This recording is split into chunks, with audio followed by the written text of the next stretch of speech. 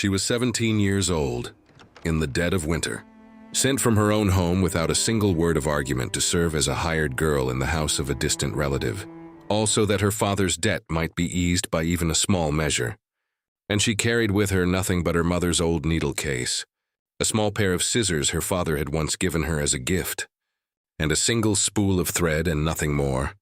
Josephine Reyy knew no horse, no shelter, and had not the faintest notion of where the coming days would lead her. But what the debt holder, the man who had forced her through that door, did not know was that at the far end of a weary 3-day walk, inside a windmill with a broken wing, long forgotten by the world, something had been waiting a very long time to be found. Settle in and stay close,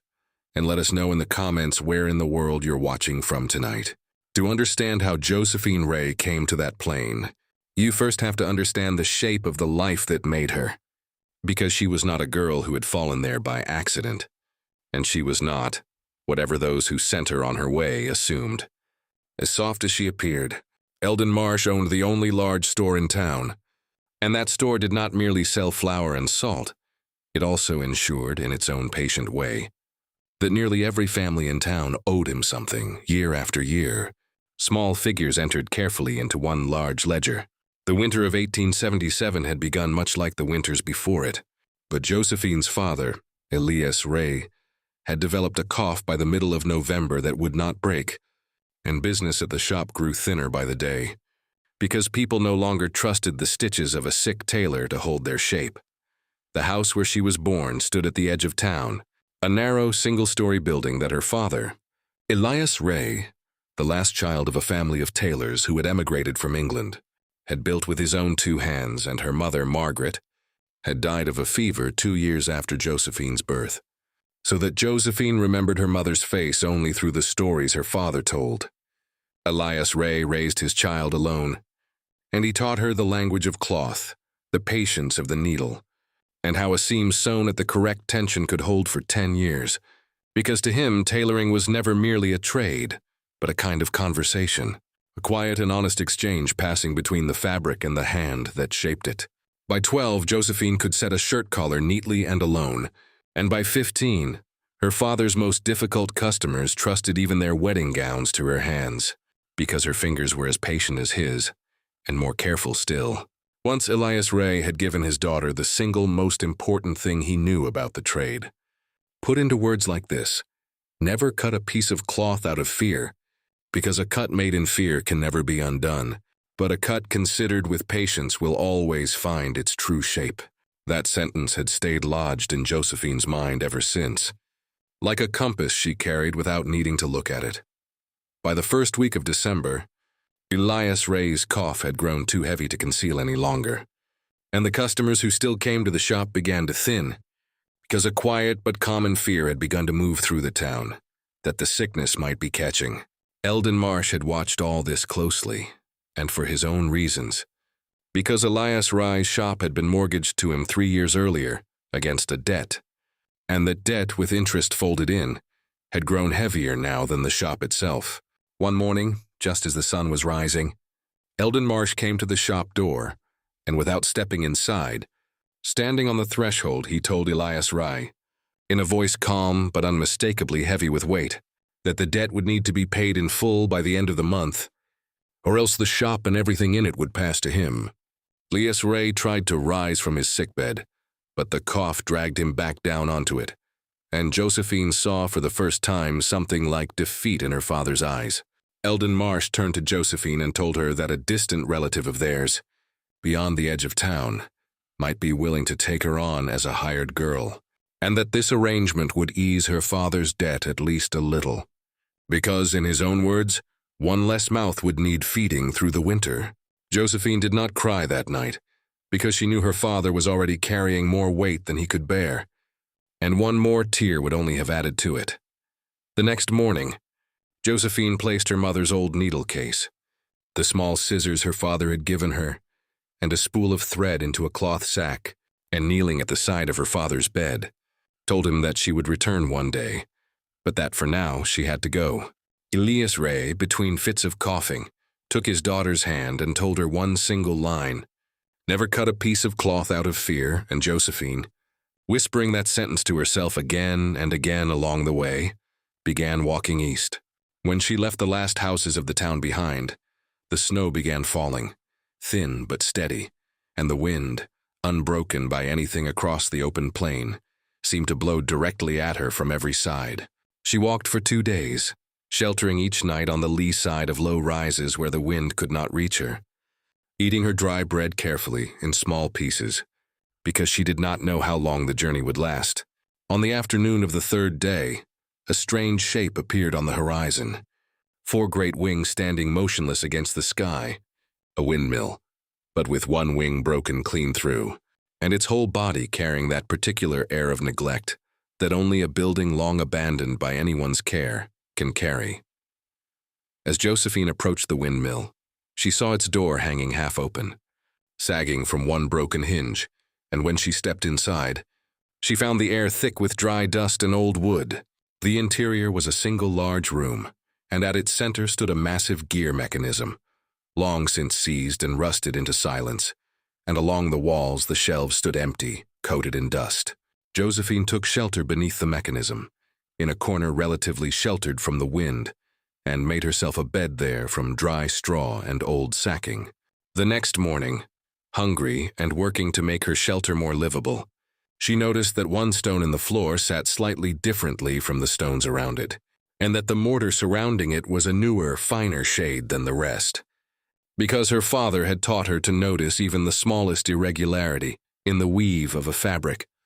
and that habit had trained her eyes to search out similar irregularities in every surface she looked at. She began carefully to chip at the stone with the tip of her scissors, and after hours of patient work, managed to work the stone loose, and beneath it, instead of dirt, found a hollowed-out cavity, sealed with a thick wooden lid. When she lifted the lid, she found inside, wrapped in an oiled cloth, a small iron box, and beside it a thick roll of leather. And with trembling hands she opened the box. Inside lay yellowed papers, and on top a letter, carefully folded, its ink faded but still legible in a clear hand. Josephine began reading the letter in the pale light filtering through the window, and learned that it had been written by the engineer who built this very windmill, a man named Cornelius Braddock. Cornelius Braddock had come to this plain 32 years before, and had joined a small stream running down from the north side of town to this windmill, building a system meant to carry water to the whole region, and had recorded the legal water rights to that system under his own name in the town ledger. But the letter grew heavier in tone as it went on, explaining that the wealthiest merchant in town at that time had arranged a false deed to strip Braddock of that water right, and had threatened him quietly to force his silence. Braddock had written that merchant's name plainly in the letter, and when Josephine read it, her breath caught for a moment in her chest, because that name belonged to Elden Marsh's grandfather, and Elden Marsh today